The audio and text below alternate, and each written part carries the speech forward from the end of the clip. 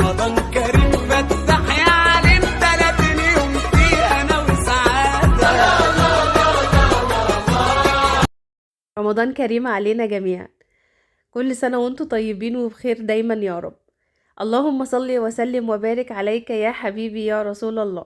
صباح الفل والسكر والياسمين، وحشتوني قد الدنيا كلها. الفيديو بقى النهاردة يستاهل منكم لايكات كتير كتير كتير. روتين قوي يا جماعة. انا بصوا قلبت الشقة دي كلها، غيرت لكم الشقة دي كلها. مش انا قلت لكم ان شاء الله بإذن الله على قد ما احنا متأخرين بس كل حاجة هتبقى تمام. اقول لكم بقى، تعالوا انا اقول لكم انا عملت ايه. انا جبت لكم في الاول منظر الصالون والانتري. طبعا انتوا عارفين ان الصالون بتاعي انا حاطاه في الاوضه اللي فيها البلكونه دي. انا حبيت انقله، ما تستغربوش. انا بصراحه بحب دايما ان انا كل فتره كده انقل حاجه مكان حاجه. ما بحبش الحاجه تكون على وضع معين، لا بحب التغيير دايما. على فكره التغيير بينقلك من مود وحش لمود حلو، انا باعتقادي كده. وانا بقى بصراحه داخله على رمضان فرحانه كده، عندي طاقه ايجابيه مبسوطه. فحبيت ان انا ابدل شويه حاجات. وبرضو قولوا لي ايه رايكم، يعني هو كده حلو ولا انتوا عارفين ان انا والله بسمع كلامكم في كل حاجه. انا حبيت اغير شويه يعني. فضيت الاوضه خالص بقى عشان انضفها تنظيفه كويسه يعني. طلعت الصالون بره. هي بره بقى كانت الدنيا مش قادره اوصف لكم زحمه ازاي ومكركبه ازاي. بس انا خدتها حاجه حاجه. طبعا اول حاجه كنست البلكونه ونضفت الشبابيك كلها، وكنست خالص الاوضه كلها. ودخلت بقى على شغل الميه. بموت انا بقى في شغل الميه ده بصراحه، بحس بالنظافه. خدوا بالكم اكسجين ده ريحته حكايه. وبحس ان هو بينظف قوي اكتر كمان من الحبيبات، يعني بينظف وما بيسيبش بقى اللي هو رواسب وحاجات من دي. لا بحس ان هو ما بيعملش رغوه كتير وفي نفس الوقت بينظف. وحطينا بقى كلور الالوان اللي هو اصلا ريحته كفايه. وهبدا بقى ان انا امسح الحيطان دي كلها. انا مسكت الاوضه دي بصراحه نظفتها تنظيفه، بس تنظيفه محترمه. همسح بقى الحيطان بتاعه الاوضه.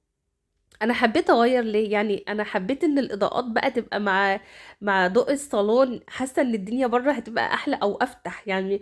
كده كده انا عندي السفره بتاعتي اللي هو اللون، طبعا اللي انتوا عارفين اللي هو البني ده، مع الانتريه نفس الشكل. فحسيت ان الدنيا قطمه قوي. لكن لما حسيت ان انا عندي الصاله فتحت وبصراحه بقى شكلها حلو. يعني انا برضه هوريكم بالتفصيل وقولوا لي رايكم ايه. همسك بقى الحيطان دي. انا عندي من الحيطان بصراحه بمسحها بحس انها نورت، بحس انها لمعت لوحدها. لا بجد كانت محتاجه بقى نشيل بقى رطوبه الشتاء بقى وكسل الشتاء، وندخل بقى النشاط بقى. يا جماعه شهر رمضان داخل علينا، يعني انتوا عارفين يعني. بصوا حاجه احنا بنستناها طول السنه. همسك بقى الميه بقى بشويه كلور حلوين كده وشويه بتاع حطيت ايه يا ربي حطيت اوكسي. وهمسك بقى كل الدنيا دي هنضف. خدوا بالكم، ابني جايب لي في عيد الام نجيله صناعي في البلكونه. هو جايبها عشان يقعد يلعب عليها براحته.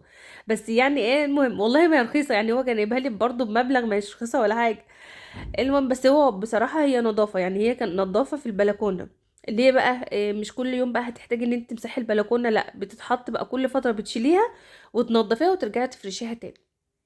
هنا بقى طبعا مسكت الاوضه بقى. المقشه، ضربت المقشه فيها يمين في شمال، مش قادره اوصف لكم. يعني انا هوريكم دلوقتي قد ايه فعلا الارضيه كانت محتاجه فعلا الدعكه دي.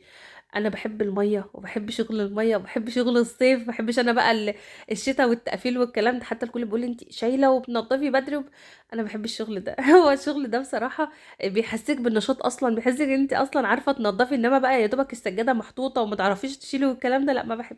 شايفين السيراميك كان عامل ازاي؟ انا عايزه اقول لكم ان انا عملت الاوضه دي مرتين مش مره واحده. المره دي ورجعت رشيت ميه تاني ونضفتها تاني. المهم طبعا هطلع بقى الميه دي كلها بره. خدوا بالكم انا الميه دي كلها بلمها يعني. يعني مفيش حاجه بتصرف فيها. انا بلمها والله كلها. كمان البلكونه مسكت نضفتها وزعفتها والله، ومسحت الحيطان بتاعتها كلها والرخامه وكل حاجه اتنضفت وزي الفل. هلم بقى الميه بتاعتي دي كلها. وطبعا بقى لازم امسح بالشرشوبه، يعني زياده نظافه بقى. وكمان عشان تنشف بسرعه، عشان الحق اخلص دنيتي، عشان ايه الدنيا تخلص معايا. لان كان النهارده الشغل عندي كتير قوي، وكان لازم ان انا اخلص الشقه كلها في وقت واحد. طبعا البراءة دي برضو مسحتها. شايفين بقى الأوضة عملت ازاي، كل حاجة فيها كانت بتلمع. النجفة، ال- الحيطان، الأرضيات، البلكونة. بوريكم بقى ان الحته دي كده كانت جرحت شويه وانا بطلع الكنبه بتاعه الصالون. بس على مين بقى، انا عاينه شويه دهان من دهان الحيطه، عشان برضو لو حصل موقف زي ده. جبت قطمه لان برضو الفرشه حسيتها ما عادتش حلوه. انا كنت عيناها بس برضو حسيتها ما عادتش كويسه. جبت قطمه بقى كده وايه، وحطيت في الاماكن اللي حسيت انها ممكن تكون بهتت شويه. بس بصراحه رجعت تاني زي الاول بالظبط. هدخل. شايفين بقى، مش عايزه اوصف لكم الصاله دي كانت عامله ازاي. ده انا ما حبيتش ان انا اخدكم بصراحه اوريها لكم. المهم طبعا بقى همسك الصالون الانتريه بتاعي، هنضفه تنظيفه حلوه وادخله. الشجره دي هدخلها مع الانتريه. هي الشجره دي ماشيه مع الانتريه يعني. نضفتها وظبطتها ومسحتها مسحه حلوه. انا ما حبيتش المره دي اغسلها برضو علشان الغسيل الكتير والله يا جماعه من عمر الحاجه. هنا برضو كان عندي ملمع كده ذهبي، حبيت ان انا اعمل دي تلبيسه الشجره. بتظبط لونها قوي وبتخليه بصراحه لونها بيلمع وحلو. عملتها بقى وظبطتها. وهحط بقى الشجره كمان، وفي عندي فرع ذهبي كده. حبيت برضو ان انا احطه على الشجره من تحت عند الطوب ده، يعني بحيث ان الطوب كمان مش حابه ان هو باين كده. فلقيت عندي فرع ذهبي كنت جايباه. قلت هحطه عليه برضو، يعني حسيت ان هو منظره يعني شكله احسن، يعني زي ما انتم شايفين كده حسيت ان هو ادى ضي حلو. هحط بقى الشجره بتاعتي وكده. خلاص انا الاوضه عندي اتظبطت وبقت زي الفل. مش هفرش فيها اي حاجه الا لما الارضيه بتاعتها تنشف خالص والدنيا تبقى فيها تمام. طلعنا فين بقى؟ على الصالون بقى كنت ستفته. بس ما حبيتش يعني اوريكم المنظر، لان انا والله العظيم الفيديو طويل. وبقيت اجري الفيديو شويه لان احنا عملنا شغل كتير قوي. المهم هنا بقى طبعا ستفت الصالون مكان الانتريه. انا حاسه ان الدنيا نورت، انا حاسه ان بجد الشقه فتحت خالص. مسكت مسحت برضو الحيطان كلها. ومسحت الشاشه وبرضو البلكونه والله شباكها وارضيتها وكل حاجه غسلتها فيها. ومسكت بقى ايه المع الخشب ده كله. لمعت بقى الخشب كله. طبعا الاول بمسك فرشه انضف القماش ذات نفسه، يعني انتي ما تبقيش تنضفي الخشب بس وتسيبي القماش ذات نفسه، لا بحب ان انا انضف برضو القماش وبعدين الخشب وكده. دي بقى الفازه، وده بقى الترابيزه كمان هلمعها ده تلميعه حلوه كده. ويبقى انا كده عندي خلاص كمان الصالون يا دوبك بس همسح ارضيته ويبقى كده الدنيا تمام. هندخل بقى على النيش. خدوا بالكم النيش انا مسحته. يعني لو انتوا فاكرين في الفيديو اللي فات انا كنت غسل المفارش دي كلها ومسحته. ويا دوبك فرشت بقى المفارش وغيرت كمان فرع النور. عملته ذهبي. انا حطيته ذهبي ليه؟ هو كان الاول الوان. علشان انا هحط اللي هي ستارة النور ديت في نص الصالة.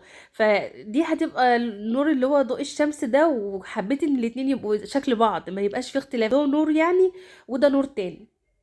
انتوا هتشوفوه والله، هي المنظر بجد هيعجبكم قوي. هتحسوا حتى بتناسق.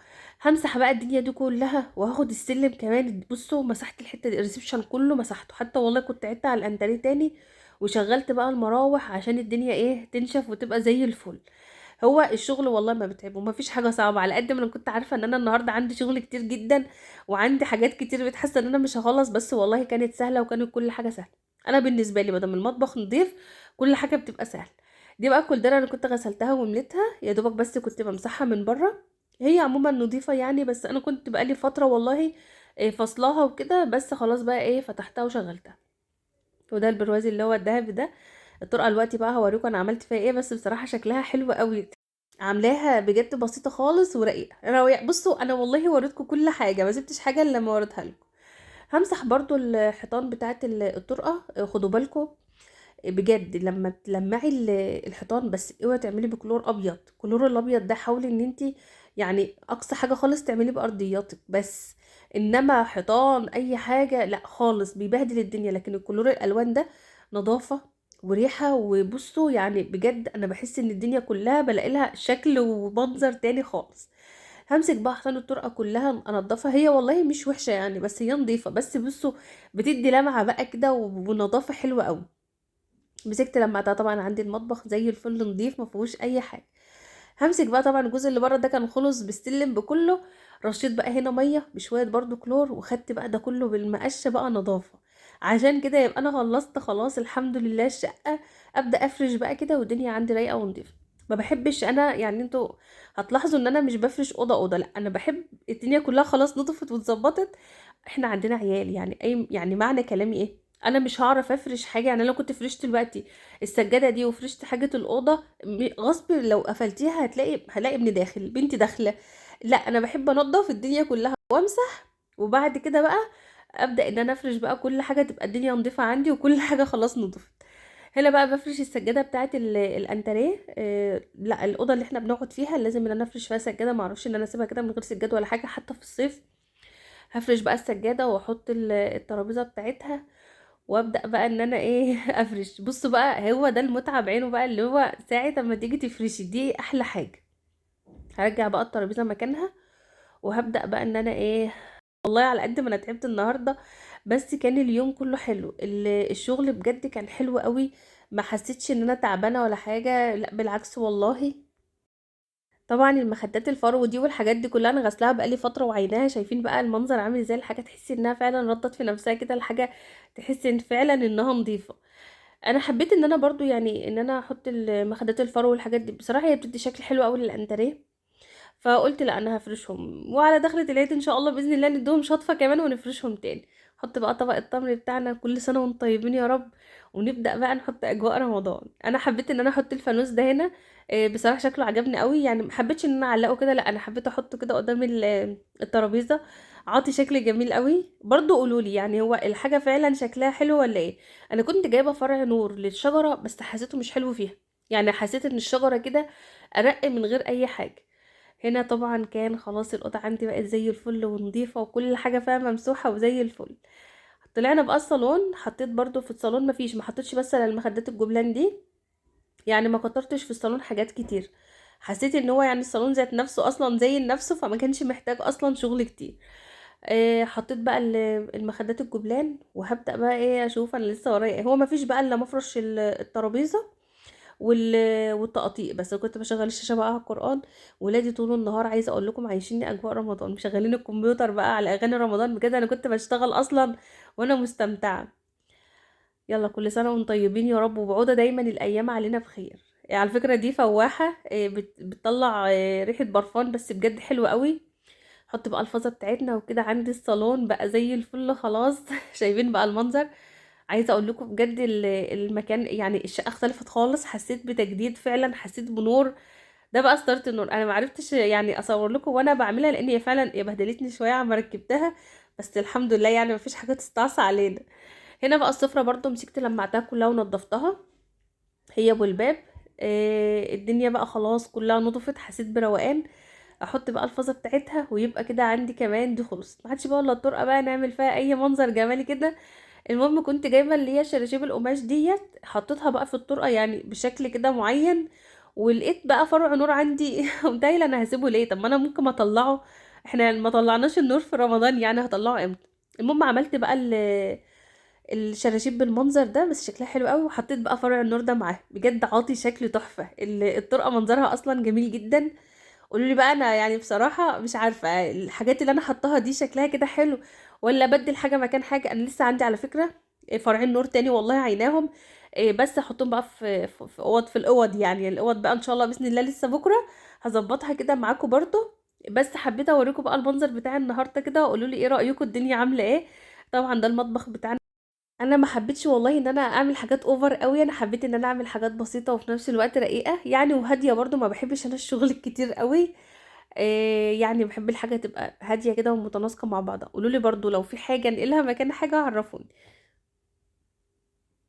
ده المطبخ بقى ودي الطرقه. شايفين الطرقه بصوا رقه بجد بجد عجباني قوي، حاسه بنور كده فعلا، حاسه بفرحه رمضان. دي الستاره. انا ده المكان بصراحه اللي حسيته هيبقى حلو هنا، اصل هنا هناك عندي الشاشه. فانا ما عنديش يعتبر حيطه ما فيهاش يعني مثلا ان مثلا ستاره بس البلكونه، لا دايما ما اعرفش، حسيت ان هو انسب مكان عندي المكان ده. وبصراحه عاطي شكل حلو قوي، خصوصا كمان ان الصالون بقى يعني احنا اصلا قعدتنا كلها اغلبيتها في الانتريه. فالجزء ده كله يعتبر ما حدش بيدخل فيه او بيقعد فيه. فالدنيا هتفضل هاديه كده ومنظمه فيه. شايفين بقى النيش زي ما انا قلت لكم. حبيت ان انا اعمل تناسق بين اللونين اللي هو الستاره والنيش ذات نفسه. الفانوس ده بقى مش عارفه انا هسيبه هنا ولا جوزي بقى اما يجي هنعلقه في البلكونه، ده لسه انا مش عارفه احنا هنعمل فيه ايه. لحد هنا بقى خلاص الفيديو خلص، يا رب يكون عجبكم. لو عجبكم وصلت لحد هنا ما تنسينيش في اللايك، ولو لسه ما اشتركتيش في القناه يا ريت تشتركوا في القناه. انتظروني بقى ان شاء الله بكره فيديو جديد. نشوف بقى يا جماعه نستعد لرمضان ازاي، اول يوم في رمضان وسحور اول يوم لرمضان. كل سنه وانتم طيبين يا رب. دوم علينا الايام دايما بخير ان شاء الله. بحبكم في الله، مع السلامه.